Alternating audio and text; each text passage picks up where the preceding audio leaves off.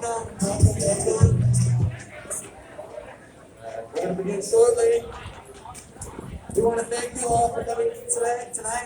It is a windy night, and hopefully that means that the winds of change are coming. So we start off with music.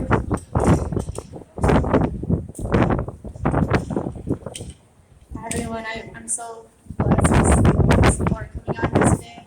We're just going to start with this song.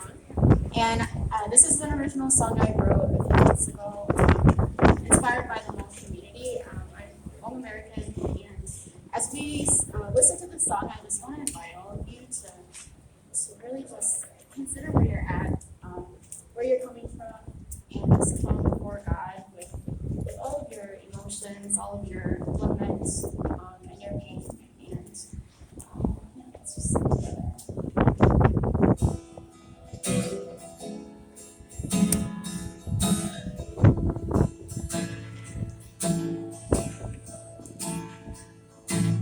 You hear the cry of your broken people.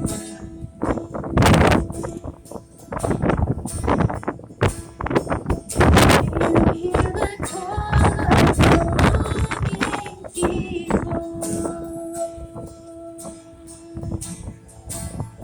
We lay down our pride, we give you our lives, for only you are worthy of praise. We sing you a song, declaring it all. Let it be worthy of your voice. My soul glorifies the Lord, and my spirit rejoices, 'cause you are my God, and your love, it has set me free.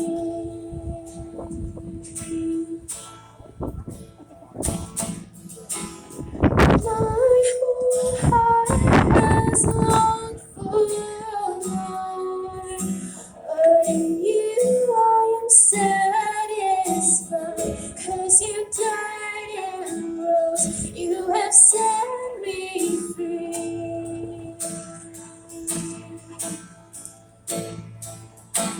You hear the call of your longing people.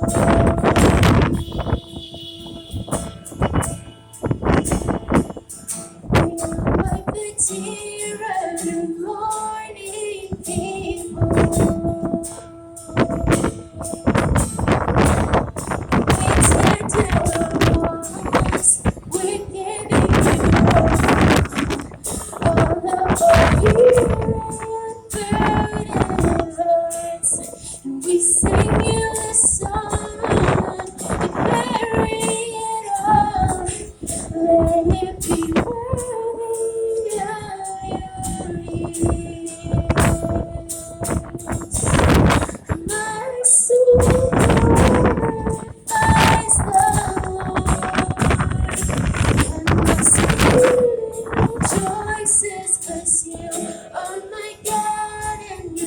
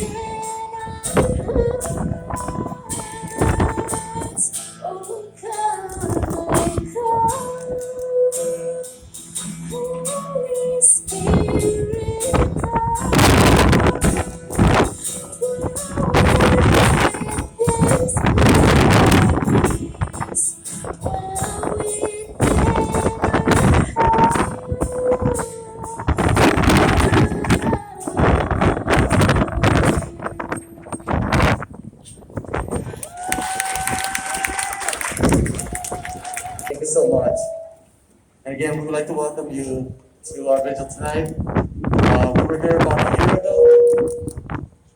Seems like we're here too often. Tonight, we are commemorating the lives of eight lost, 8 families have been affected. We got this news a few days ago, so we're going to be together very quickly. Everyone that you see here behind us has been working around the clock. Oftentimes, there's a little bit of a chance for us to breathe,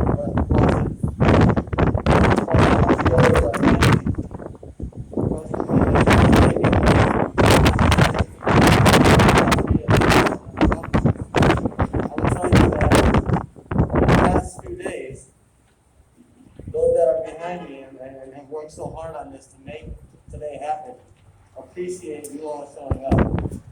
We understand that it's cold, we understand that it's cold, but there's no other place that we'd rather be together and in solidarity going forward. We have to commit to this work going forward, and the AAPI Coalition of Wisconsin is dedicated to that.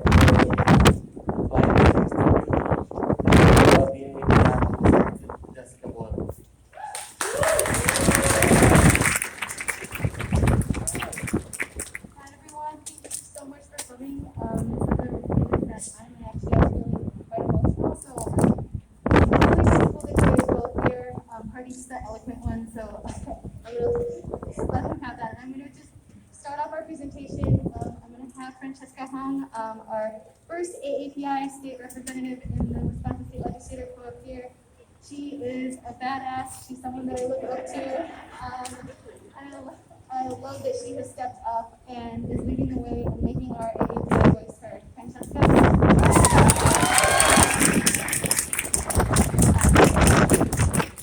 Thank you so much, Jessica. Thank you so much, Pradeep. Thank you all so much for being here. I am honored and grateful to share space with you all. My name is Francesca Hong. My pronouns are she, her, hers, and I am the state representative for the 76th Assembly District, born and raised in Madison, Wisconsin. I am a very proud Wisconsinite and very proud to stand with you all today. Before I begin, I would just like to read the names of the victims in honor. 4 of the victims' names have been released. Ashley Young, 33. Paul Andre Mitchell, 54. Xiao Che Tan and Dao Yu Feng. And Alcias R. Hernandez Ortiz, identified as having been injured. I read their names because these are folks who had aspirations, who went to work to help support their families, support themselves, and then were murdered in an act of racial terrorism. I think it's really important that we name what happened with the events on the other day. There's a lot of photos we have in the media, a lot of famous, but almost fake. What happened was racially motivated, and I want to tell you that it's not always about race. We need to stand, people keep checking in, and I really appreciate it. And for my fellow API here, I'm sure you're getting lots of phone calls and texts, and they keep asking us, right, how we're doing. And I think my other BIPOC brothers and sisters and our allies here, it's okay not to know how we're doing. I don't think I'm okay. I've been pretty numb the past 48 hours. But what I do know is that the identity that I get to build, the story that I get to tell about my community, is all ours. Anyone else write that for you.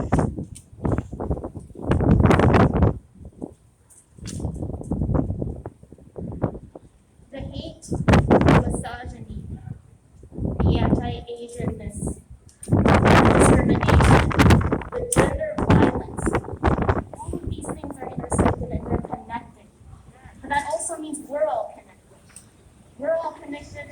committed to stopping this violence, to stopping racism. There's a trauma that comes with the culture of white supremacy. Every time I say those words in the assembly chamber, I can kind of feel. I feel folks kind of, again, judging, making me feel like I don't belong. There's so many API here, that's what we go through every day, right?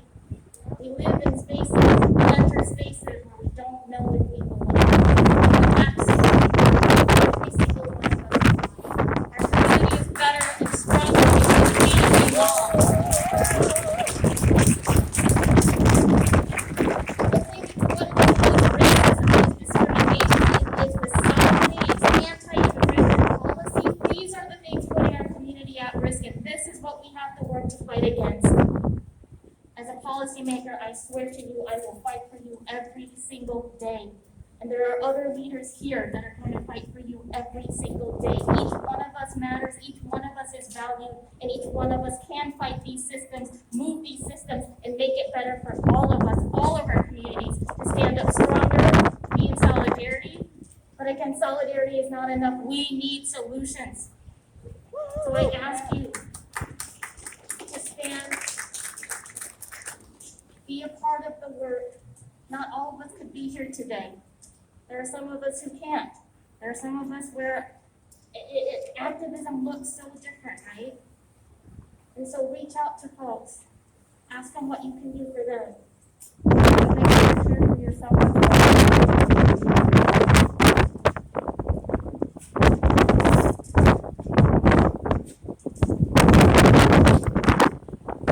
Do not let what happened in Atlanta silence you. Continue to be vocal and demand that leadership hold them accountable, make them be vocal. It's not just enough to put out statements. Again, we need to fight back, and we need leaders who are going to fight as well. So I encourage you to reach out to your legislators, reach out to your electeds, reach out to your community leaders, and demand that they find solutions to fight back against racism, against misogyny, against discrimination. Those are the things that led to the murders.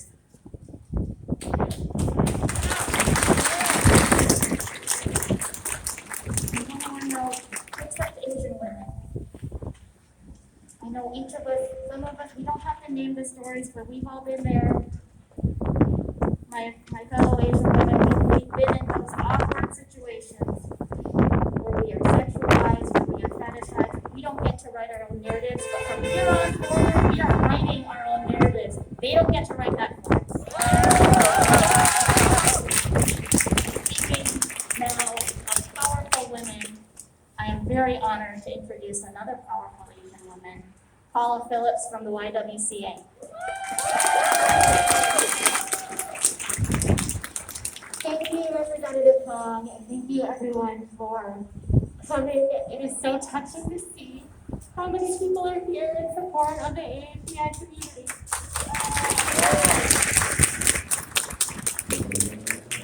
The news to me was broken by my mother when she texted me 2 nights ago, and I was shocked. And sadly, I was not surprised. But what I was surprised by were the memories that flooded me over the past 2 days.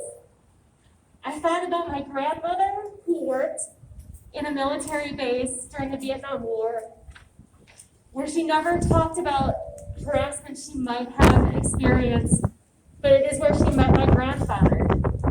My Lola wasn't able to join my grandfather back to the States. The officer said that their marriage was not illegal. So he left her behind pregnant in the Philippines. And after my father was born, she was finally able to come to the States. But her mother asked that she leave her son behind because the United States was not a good place to raise a child. So when she went on to the state of Georgia, she lived there from 1955 to 1970. She didn't leave her home by her white husband or her white mother. And even then she faced discrimination. Eventually she went back to the Philippines 1970 not wanting to be away from her son and not knowing if she could raise her son here. On a military base in Afghanistan. My dad decided to enlist in the military prior to becoming an American citizen because he saw the opportunities that were here. I saw how my dad would get pulled over in our mostly white neighborhood and be able to talk to officers about his military service, show his military ID, and once again show that he was a part of this community. There are so many things that many immigrants, people of color, Asian Americans experience when they come here, and yet Asian Americans are now the leading immigrants coming to this nation. Sometimes people hear these stories, they see the hate, they see the hurt. Why do people continue to come? I've even asked my mom during these very difficult years, do you ever regret coming here? And for so many of us, for so many of our families, this is a shot at a better life. And those two things can't be true, that our lives can be here in this country much better than they were where we left, but it doesn't mean our lives here are what they ought to be. And that is why I'm so encouraged by everyone that is here, because I see people stand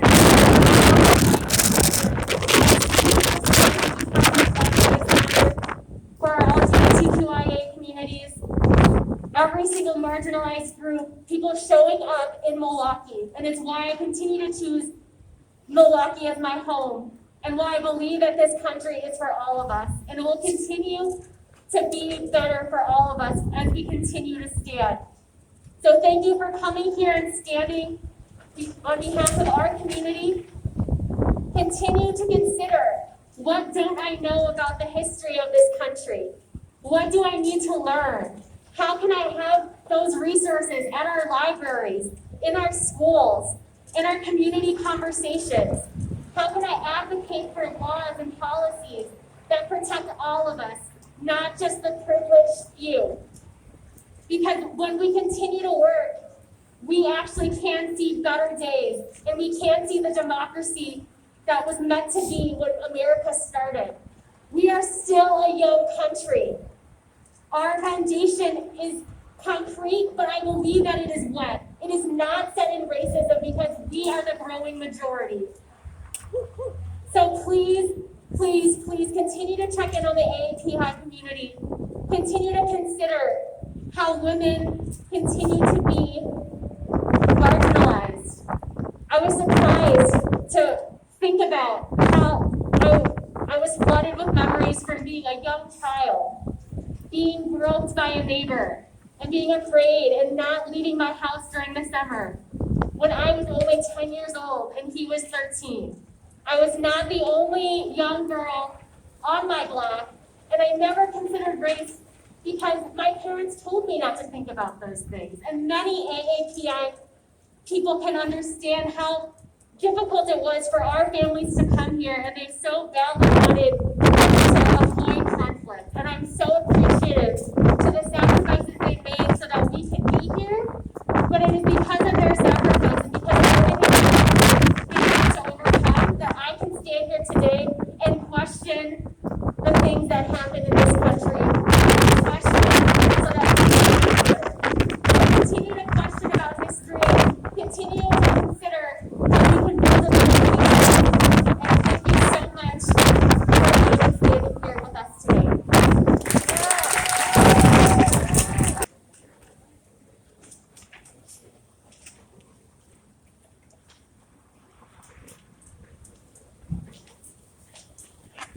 So my name is David Simmons, and I'm a Christian leader in the Episcopal Church. But I come before you today as the chair of the Interfaith Conference of Greater Milwaukee, an organization that represents over 20 different faith traditions in the Greater Milwaukee area. Our membership includes communities from the multiple strains of the Islamic, Jewish, Christian, Buddhist, Baha'i, Sikh, Hindu, and other traditions. And while we have many differences, we find a commonality in the belief in the inherent dignity of every human being. And it's from that touch point that I'll open our prayers today. First, I would ask for us to take a moment of silence to remember those 8 people that were killed in Atlanta.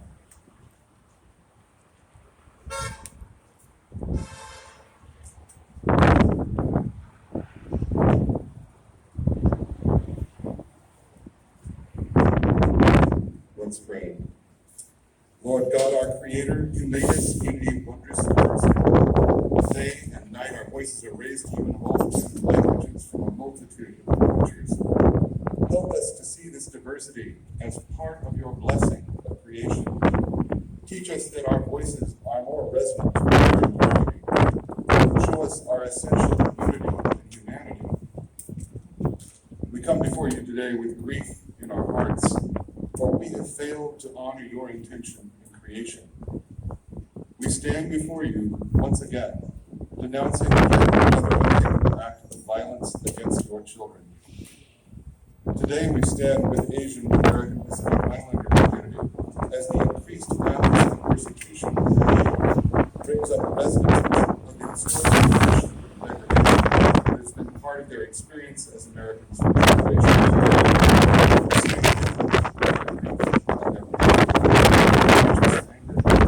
And we reaffirm the fact that we are all siblings of our Creator. That we may all be healed, because there can be no true healing without justice. And there cannot be justice without reconciliation. There cannot be reconciliation without recognition of our essential oneness in your creation. As long as our hearts remain close to one another, we can be truly healed and know the full depths of your love for us. So break open our hearts. Break open the hearts of our elected leaders. Break open the hearts of our civil servants. Break open the hearts of our business community and our nonprofit community and our faith communities. Break open all of our hearts to your love and to the love of each other, so that justice may roll down like an irresistible torrent, and righteousness like a mighty stream overflowing its banks. Then, and only then, will we be able to truly heal and feel peace. Bless those who mourn. Teach us all to love and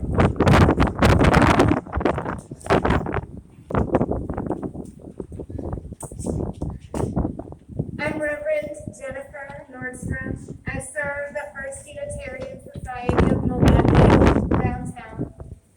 I want to note that this man who committed murder used the language of religion as a humble servant of God and a religious person. I want to say no. No to calling women temptation. No to using religion as a justification for hate.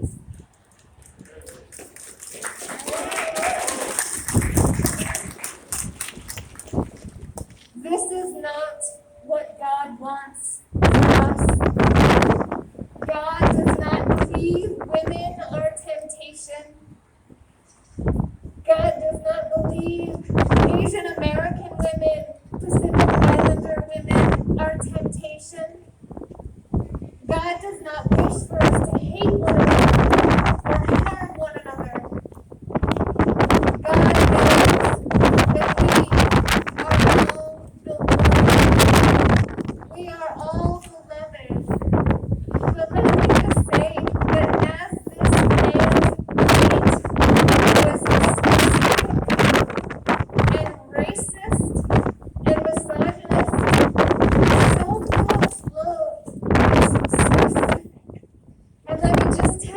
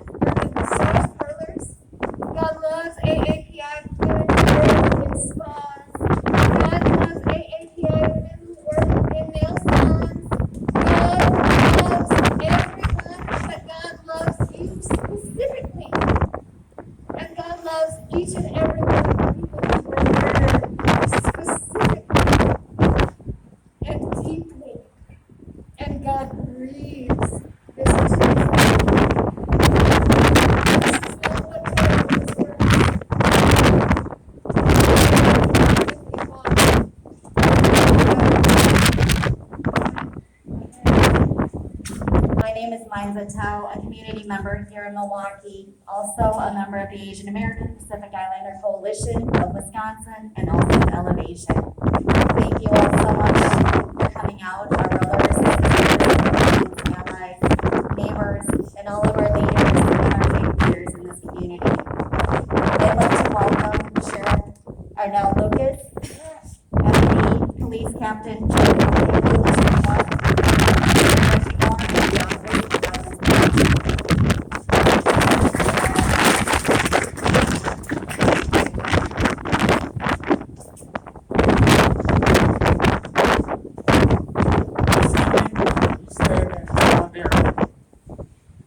and in unity.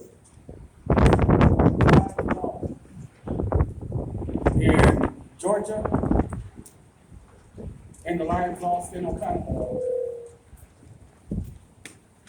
we stand in solidarity, saying that we not going to tolerate racism, sexism, discrimination, and hate.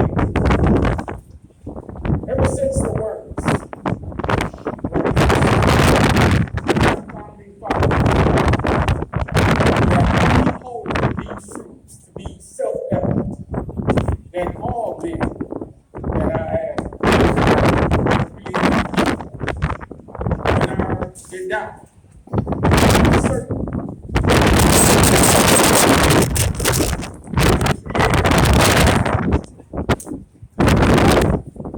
liberty and the pursuit of happiness. And not everybody has lived up to that creed. We know that the American has not been able to live by that creed. We know that the workers fighting for a living wage has not been able to live up to that creed. And we know that women in this country have not been able to live by that creed. A young preacher seated in a Birmingham jail penned these words, that injustice anywhere is a threat to justice everywhere. But I wish he not put a period after that sentence, because what follows is even more profound for us here today.